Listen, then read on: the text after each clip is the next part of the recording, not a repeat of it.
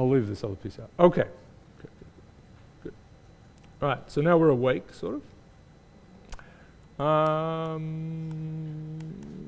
Yes, hopefully this will work. We've had explosions. Okay.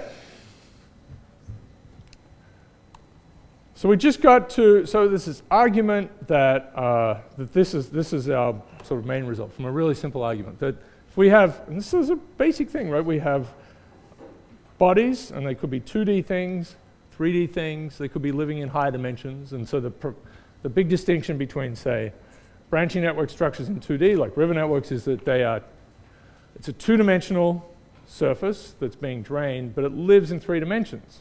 I mean, this is an obvious thing, right? So you can have rivers getting deep. There's a 3rd dimension for them to grow into. But bodies, 3-dimensional bodies with a network supplying, sources and, sinks, capillaries, if you like, we live in 3 dimensions. So there isn't that ridiculous 4th dimension to grow into, right? So we don't put that in titles or anything. Okay. Really embarrassing.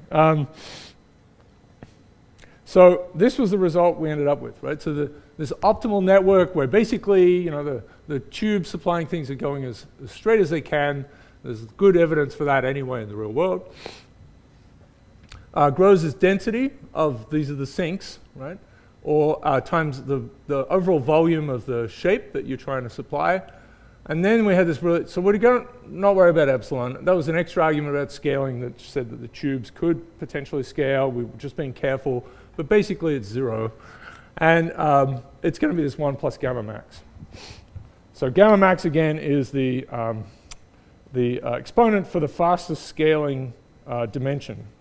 And so for isometric objects, we have gamma max is 1 over d, right? All of the scalings are 1 over d. And if it's allometrically scaling, then at least one of them they'll be different and be greater than 1 over d. All right.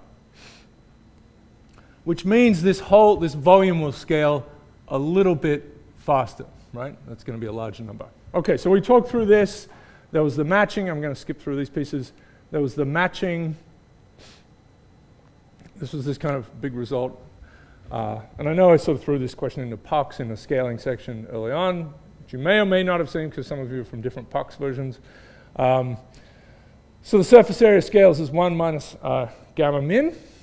And this sort of metabolism, which is we're going to say is the number of sinks, right, that you can supply if you kind of are running the same system, right? You've got the same kind of thing. You've got blood in all of these different organisms. You're not changing that plan. You've got the same stuff. Then that's going to scale as, right, and you're not changing from like walking to cars to subways to whatever, right? So then you can kind of get around things, yeah? But we've got the same transport idea. I mean, it can go faster and so on, but there's a limit to that as well. So number of sinks scales in this way, and these things to match, for these things to match, gamma min must be gamma max, right? So the smallest scaling must match the fastest scaling, and that means they're all the same, all the exponents are the same, and we have isometric scaling objects. So that's a beautiful result, I think, very profound result. I'm going to say it. Gets a tarot card with little proportionals. And then we looked a little bit at this. So there are a couple of things here. There's the exponent, sort of just recapitulate this as a recall that the exponent matches. I mean, it's spectacular for birds. I mean, it's kind of crazy to me that people keep talking about this. It's totally crazy. And Stefan Boltzmann, right? This is a really beautiful, amazing physics story that we give off heat, and it scales with our surface area.